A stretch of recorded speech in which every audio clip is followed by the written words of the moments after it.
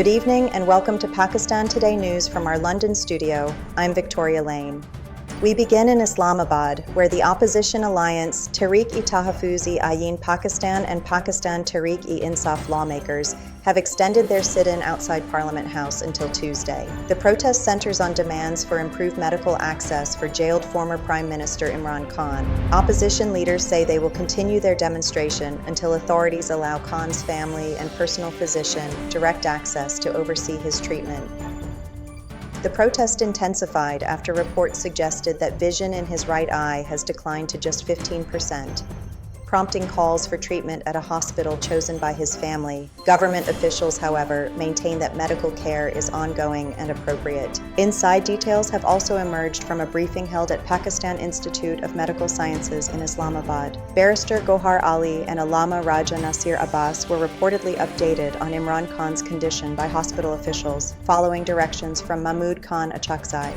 Sources say Barrister Gohar met Dr. Nadeem Qureshi at PIMS and later briefed opposition leadership on the outcome. Despite the update, protest leaders insist their demands remain unmet, and the demonstration outside Parliament continues. For more on the developing situation, we go live to our Islamabad correspondent, Sarah William. Sarah, what is the latest from the protest site? Thank you, Victoria.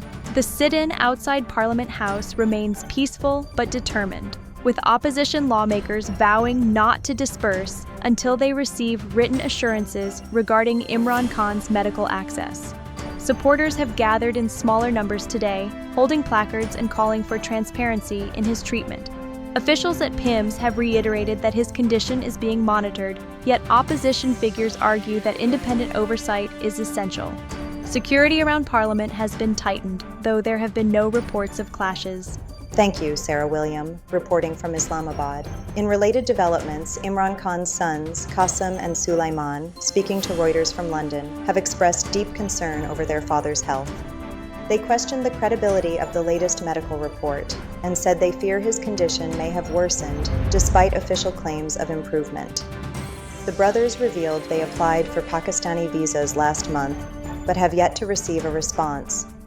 They have urged authorities to allow them to visit their father and ensure he receives care in a proper medical facility.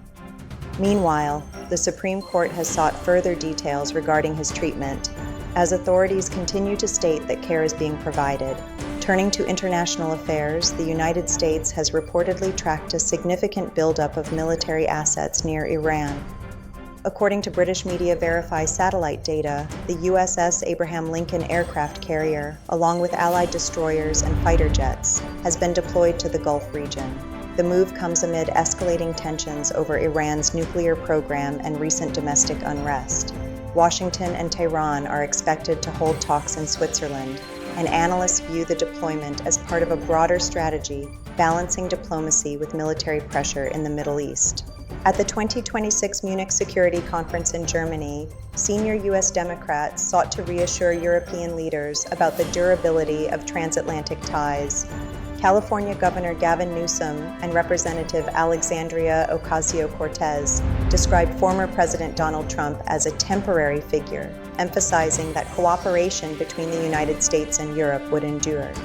Secretary of State Marco Rubio also delivered a key address aimed at easing tensions. However, many Western allies remain concerned about strained U.S. leadership and uncertainty surrounding the future of collective security. Back home, federal authorities in Pakistan have declared paternity leave mandatory for fathers following the birth of a child. The federal ombudsperson for protection against harassment ruled that a State Bank of Pakistan officer must be granted 30 days of paid leave after his request was denied under an outdated policy. The ombudsperson imposed a fine of 500,000 rupees on the bank for gender-based discrimination, directing that most of the penalty be paid to the complainant. Officials have been instructed to revise leave policies in line with the Maternity and Paternity Leave Act 2023, reinforcing shared parental responsibility and workplace equality. And finally, a historic moment in Lahore, where a Sikh prayer service has been held at the Gurdwara inside Aitchison College on Mall Road for the first time in nearly 80 years. The ceremony formed part of the college's 140th anniversary celebrations and included Shabad Kirtan and special prayers. Members of the Sikh community, alongside students, faculty, and alumni, attended the gathering. Several elderly former students shared emotional memories, recalling how their fathers and grandfathers once prayed at the same site before the partition of 1947. The Gurdwara, built in 1910, had remained largely unused after the migration of Sikh families, making the event a powerful symbol of interfaith harmony and shared heritage. That's all for now. You're watching Pakistan Today News. I'm Victoria Lane.